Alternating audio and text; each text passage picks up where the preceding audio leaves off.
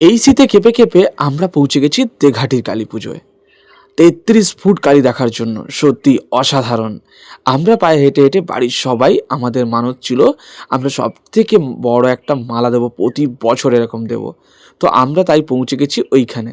তো আমার স্ত্রী কিনে নিল, কিনে নিয়ে আমরা পৌঁছে গেলাম কালী ঠাকুরের কাছে। আর দেখো ৩৩ ফুট কালী কত অসাধারণ হবে বলো তো। তো তারপর দেখো তোমাদেরকে আমি দেখাচ্ছি, শুধু দেখো কালী ঠাকুরটা সত্যি অসাধারণ।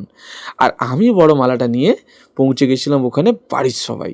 তো বাড়ির সবাই যখন পৌঁছে গেছি তখন দেখো ওইখানে লোকগুলো ছিল, তো আমাদের মালাটা নিয়ে পরানোর জন্য চেষ্টা করছিল।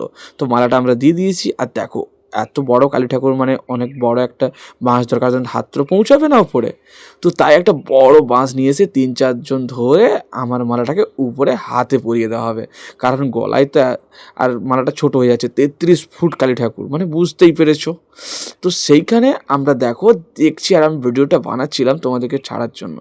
আমরা মালাটা দিয়ে দিচ্ছি, সব থেকে বড় মালা, ঠিক আছে। তো মালাটা পরিয়ে দেওয়া হলো, তারপর আমরা মেলা টেলা ঘুরে একদম আনন্দ করে অনুষ্ঠানও হচ্ছিল। সত্যি এইখানে ৪-৫ দিন ৭ দিন অনুষ্ঠান হয়েছিল।